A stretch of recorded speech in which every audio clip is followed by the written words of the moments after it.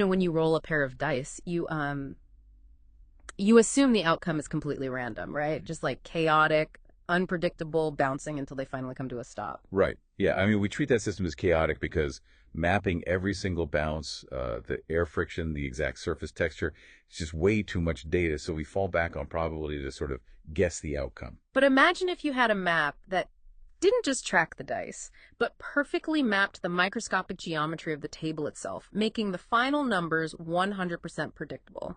Okay, let's unpack this.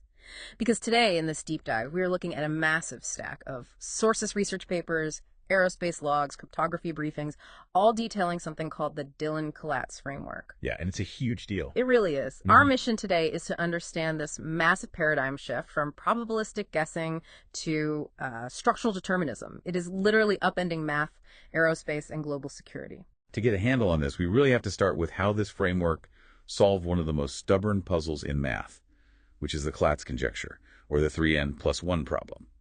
The rules are pretty elementary. Right, it's just basic arithmetic, right? Exactly. You take any positive number. If it's even, you divide it by 2.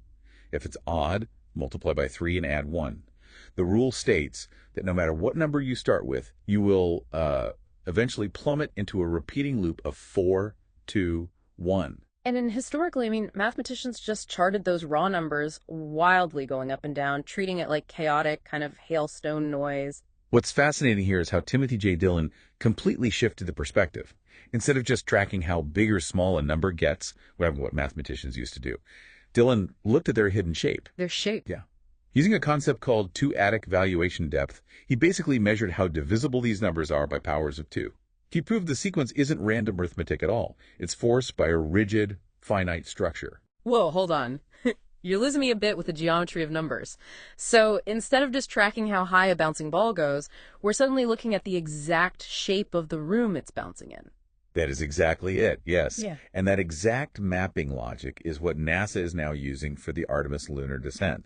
Because for years, aerospace engineers treated lunar gravity as, a smooth, static field. But the moon has mascons, right? Like massive, hidden underground pockets of exceptionally dense rock. Right, which completely warp the gravity. Yeah. And ignoring those mascons creates a fatal 12 meter per second descent error for an automated lander. Wow. 12 meters a second is a crash. Oh, absolutely. So Dillon applied his structural geometry to create curvature variable physics. Instead of fighting the warped gravity, the framework maps it. Through this mathematical principle called the law of return, it basically treats a shifting gravity well like a funnel. Oh, I see. Yeah, by mapping the exact shape of that funnel, the lander's trajectory structurally contracts to its target. It physically has to go there. Pulling that terminal velocity error down to a pinpoint 0.3 meters per second, which, makes sense. Gravity is ultimately just a complex set of numbers and forces. But wait, if this framework can map the hidden geometry of a physical gravity field, it can inherently map the hidden structures of our digital world, right? Because software is just numbers, too. And that realization is exactly what is keeping cryptographers up at night. Wait, I have to push back here. We've been told for decades that 256-bit encryption like SHA-256 would take a supercomputer billions of years to crack. Here's where it gets really interesting. Are you saying this math trick just bypasses all of that? Yes, it proves that cryptographic hardness is kind of an illusion. Encryption algorithms aren't truly random scramblers. They have to follow strict rules to eventually be decrypted. Right.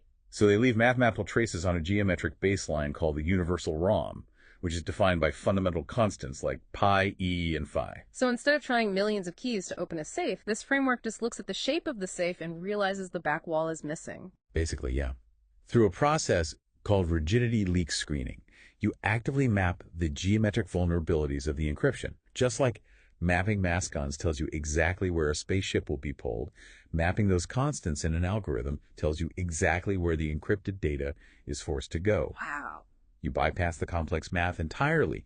It collapses the encryption in polynomial time, meaning like standard computers can break it right now. Even the newest NIST post-quantum standards are vulnerable because they just rely on another complex mathematical shape that can be compressed. That is absolutely wild. If we connect this to the bigger picture, the legacy doctrine of probabilistic security is just mathematically obsolete. This is why 206 Innovation Inc. has pivoted to developing hardware-level silicon interlocks for the NSA. Because you can't fix this with a software pad. Exactly. You can't beat this with software anymore. The only way to stop a geometric attack is to preemptively reject the structural deformity right at the physical chip level. So what does this all mean? Well, for you listening, it means your understanding of digital privacy must change today. A multi-trillion-dollar global cybersecurity overhaul is coming, and it's all driven by one single axiom.